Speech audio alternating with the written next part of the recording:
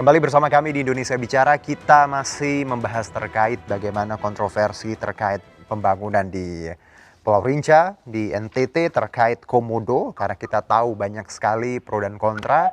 Yang kita perlukan adalah bagaimana membangun komunikasi, diskusi, dan juga terkait tadi data-data apa saja yang memang kita bisa tarik dari ini. Karena kita takut ya, kalau zaman sekarang kalau ada foto terus disertai data yang salah, nah ini misleading.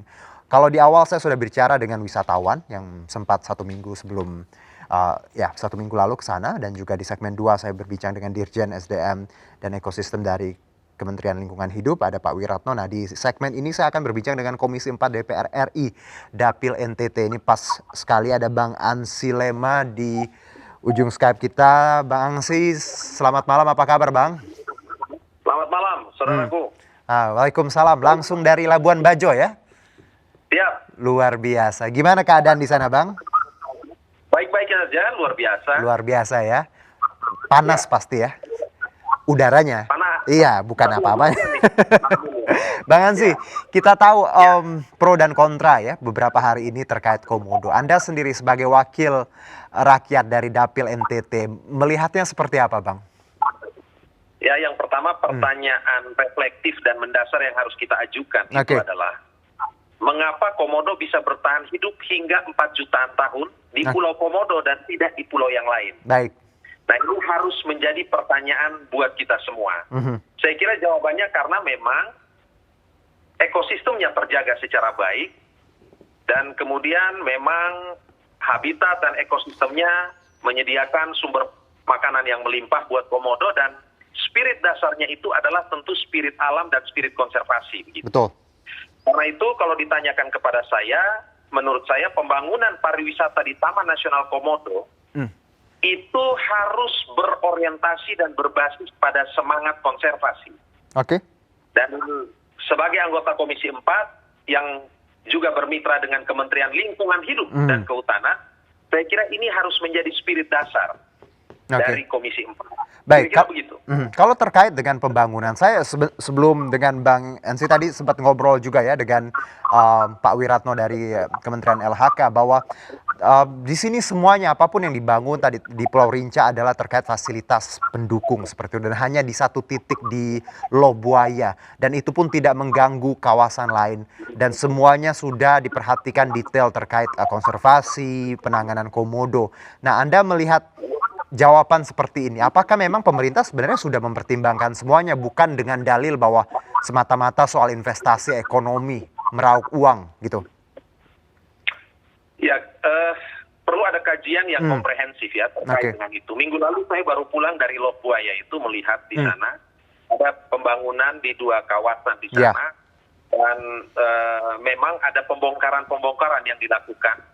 Ya, katakanlah misalnya di rawa-rawa yang tempat merupakan rute tempat lalu lintasnya Komodo itu kan kemudian ditebang, ada eskavator yang masuk, dan kemudian terjadi pembongkaran di sana. Dan itu yang tadi saya katakan, bahwa kita ada dalam 2 pilihan, ya, 2 opsi. Apakah mau mengembangkan pariwisata berbasis pada konservasi atau pariwisata berbasis pada investasi. Dan hari ini ketika kita bicara investasi, ya mungkin hari ini kita bisa mengatakan bahwa yang hari ini yang dibangun hanya Lobuaya. Ya, tapi apakah ada jaminan bahwa kemudian perluasan investasi itu di tahun-tahun selanjutnya tidak akan meluas ke tempat-tempat yang lain? Pertanyaan selanjutnya adalah bahwa mengapa investasi itu tidak saja dibangun katakanlah di Pulau Flores ini, di Labuan Bajo, dan kenapa harus ada di sekitar sampai bahkan kepada Lobuaya yang merupakan habitat hidup dari dari satwa Komodo ini. Ya, saya ingin katakan bahwa Taman Nasional Komodo ini merupakan kawasan konservasi dan rumah alami bagi Komodo. Ya, ini satwa endemik dan juga beragam vegetasi baik darat dan laut hidup di sana. Karena itu harus diperhatikan betul secara cermat, seksama, dan hati-hati sebelum melakukan berbagai macam pembangunan investasi, katakanlah hotel, resort, restoran, dan sebagainya itu. Nah, ini kan ada suara-suara terutama dari para pegiat lingkungan hidup. Bang Ansi, kalau bicara resort. Tadi Pak Wiratno juga menyebutkan bahwa wisata premium. Saya tanya sama Pak Wiratno, wisata premium ini apa Pak? Apa hotel, resort atau apa? Oh, tidak ada infrastruktur. Wisata premium itu memang tadi tidak ada infrastruktur, tapi fasilitas ketika wisatawan melihat komodo di alam liar, ya, untuk menyaksikan mereka misal berburu, tidak hanya sekedar selfie seperti itu. Nah, Anda melihat bahwa wisata premium ini kan juga jadi misleading. Orang yang dapat adalah saya juga sama. Ketika saya dengar kata wisata premium yang dibangun, oh, akan ada resort atau atas seperti apa. Tapi ketika dikonfrontir dengan pihak LHK tadi saya tanya bahwa tidak ada infrastruktur terkait wisata premium, tapi lebih ke bagaimana wisatawan menikmati komodo di alam liar. Ini juga masih debatable, masih didiskusikan. Anda melihatnya seperti apa?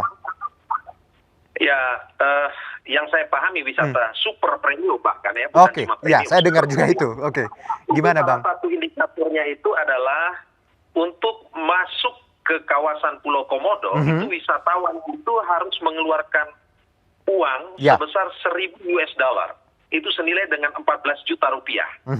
Dan karena itu, karena terkait dengan itu, Pulau Komodo ini akan kemudian dikosongkan dari manusia dan kemudian yang bisa mengakses ke sana Cuman itu tadi hanya wisatawan yang bisa membayar 1.000 US dollar itu.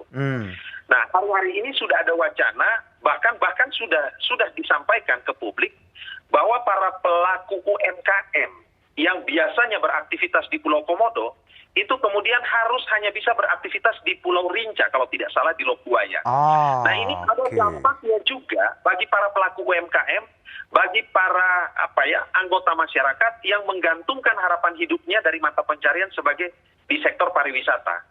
Bahkan juga dikatakan bahwa nanti akan menjadi wisata super premium ini bukan cuma Pulau Komodo, tetapi juga Pulau Pagar dan sebagainya. Jadi ada perluasan di sana. Beberapa waktu lalu kan kita sempat mendengar bahwa nanti akan ada relokasi warga di Pulau Komodo untuk dipindahkan ke tempat lain entah kemana begitu.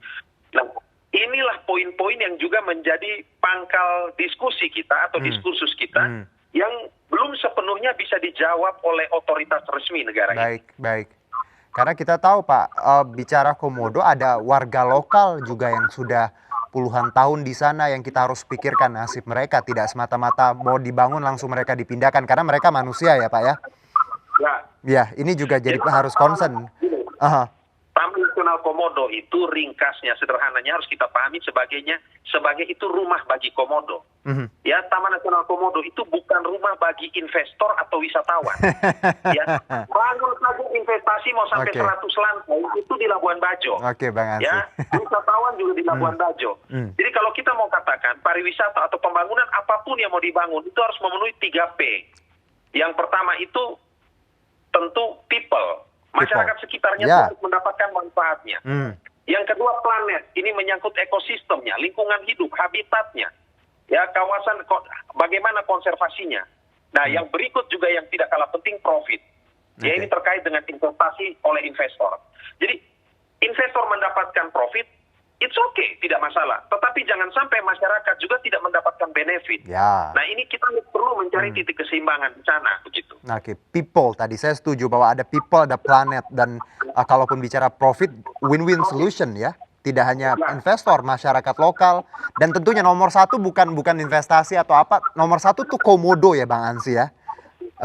Jadi alasan apapun itu untuk Komodo, bukan untuk investasi atau untuk Ya, dan juga kalau bicara Taman Nasional Komodo, itu yang menjadi titik penting di sini, itu bukan cuma satwa Komodo. Tetapi ada sport snorkeling, ya, ada sejumlah tempat yang juga itu harus juga dijaga secara baik. Ya, yang di dasar laut ya, untuk snorkeling dan juga untuk diving dan sebagainya. Dengan kita bisa melihat di sini ada parimanta yang panjangnya sampai 6 meter dan seterusnya. Nah, ini satu kawasan yang kawasan pulau, yes, tetapi juga ada kawasan pantai dan juga ada kawasan laut, begitu. Dan Komodo itu dia bisa hidup di pohon, bisa hidup di bukit, bisa hidup di pantai, dan juga pulaunya itu bisa juga di laut, begitu. Nah, ini semua. Jadi Komodo itu hidup tidak mengenal sonasi, gitu loh. Komodo itu hidup tidak mengenal sonasi.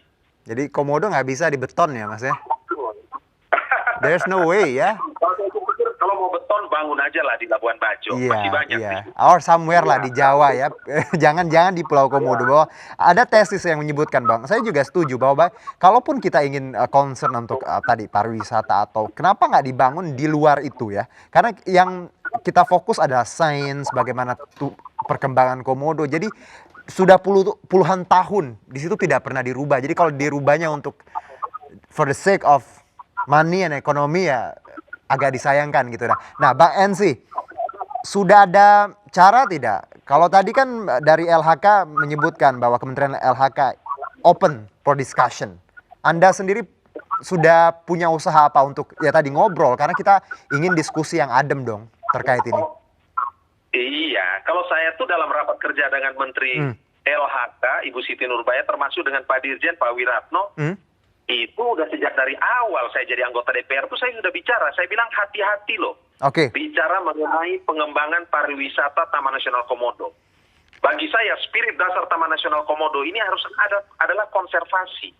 Karena itu identitas Komodo. Nah, kalau mau melakukan katakanlah misalnya pembangunan fisik dan seterusnya, mana dasar kajian akademisnya? Itu yang selalu saya tanyakan. Oke. Apa dampaknya buat habitat dan ekosistem Komodo? Hati-hati loh, ini bukan binatang yang baru hidup puluhan tahun atau ratusan tahun.